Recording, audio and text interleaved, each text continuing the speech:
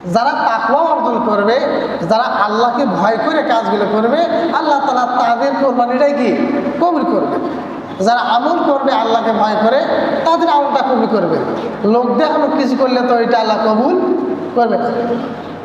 এই জন্য আল্লাহ তাআলা বলেন, লা ইয়ানালাল্লাহু লুহুমুহা ওয়ালা দিমাউহা ওয়ালাকিন ইয়ানালুহুত তাকওয়া মিনকুম।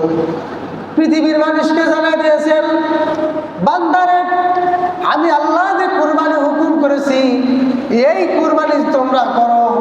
ছাগল হোক, গরু হোক, উট হোক, দুম্বা হোক, যা তোমরা কোরবানি করো, এই কোরবানির গোস্ত, রক্ত, চামড়া, পা, মাথা কিছু আমি আল্লাহ তাআলার কাছে পৌঁছে না।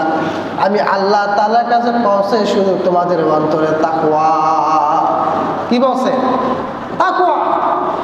আমরা যে কুরবানি করি, এই কুরবানির কিছুই কিন্তু আল্লাহ তাআলা নেন না।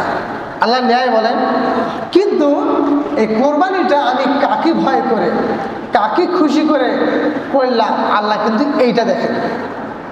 এখন একটা গরু 7 ভাগে কোরবানি দিতেছে, এই 7 জনার মন মানসিকতা কিন্তু এক থাকে না।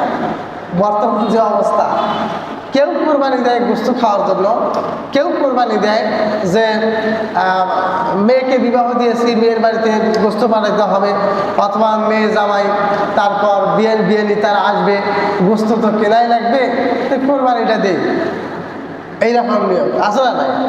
অনেকে আছে ফ্রিজ কেনে নাই, কোরবানির আগে ফ্রিজ কিনবে যে এবার কোরবানি দেওয়া লাগবে, গোস্তগুলো রাখবো কই, ফ্রিজটা একটা নিয়ে এসে আগে ভাগে একটা ফ্রিজ নিয়ে আসে।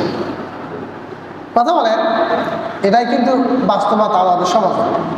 এরপরে আপনারা দেখবেন, এখন তো কোরবানির সময় এসেই গেছে, আপনারা দেখবেন যে ইউটিউবে, ফেসবুকে দেখবেন যে শহরে যারা ধনী তারা আপনার 15 লক্ষ 20 লক্ষ টাকা, এদের গাবতলি আছে, গাবতলির যে হাট, বিশাল আপনার 20 লক্ষ 30 লক্ষ টাকার গরু ওখানে ওঠে, বিশাল বিশাল গরু। এই গরুগুলো তারা কি করে, তারা সেখানে ক্রয় করে কোরবানির জন্য। কেনার পর আপনার মাথায় লাল কাপড়, গলায় মালা দিয়ে, মহল্লা দিয়ে ঘুরে নিয়ে বেড়ায়।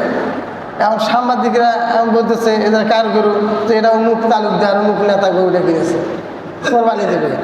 তাহলে বলেন তো, এটা কি আল্লাহকে রাজি খুশি না মানুষ দেখানোর জন্য? কথা বলেন, এটা কি আল্লাহকে রাজি খুশি না লোক দেখানোর জন্য? এই কোরবানিটা হলো লোক দেখানোর জন্য। আপনি গরু কিনেছেন, আপনি বাড়িতে রাখবেন, যেদিন কোরবানি দিবেন সেদিন বের করে কোরবানি দিয়ে দেবেন, রাজা শেষ। আপনি মহল্লা মহল্লা ঘুরে নেবে যেতেছেন, এটা কোন নিয়ম? এই হলো আমাদের সমাজের কোরবানি। এইরকম কোরবানি করলে এটা কিন্তু আল্লাহ তাআলার কাছে কবুল হবে না। কোরবানিটা একমাত্র আল্লাহকে রাজি খুশি করার জন্য করতে হবে। এরপর অনেকে কোরবানি করে, কোরবানি আপনার কিস্তির টাকা তোলে, কিস্তির টাকা তুলে সেই টাকা দিয়ে কোরবানি করে। এই কোরবানি কি হবে? যে কোনো ইবাদত পূর্ব শর্ত হলো হালাল, হালাল খাদ্য, হালাল জিনিস লাগবে। আপনি কোরবানি করবেন, আপনার টাকাটা হালাল লাগবে। হারাম টাকা দিয়ে গরু কিনলে, ছাগল কিনলে, ওই কোরবানি আল্লাহর দরবারে পৌঁছে দেবে, সম্মানিত হাজির। তাই আল্লাহ তাআলা বলছেন যে আমি বান্দার অন্তরের তাকওয়া দেখি। তোমরা যে কোরবানি করো, কোরবানি কিছুই আমি আল্লাহ তাআলার কাছে পৌঁছে না, আমি আল্লাহ তাআলার কাছে পৌঁছে হলে তোমাদের তাকওয়া। তোমরা একমাত্র কাকে রাজি খুশি করে কোরবানি করতেছো, আমি আল্লাহ এটা দেখি।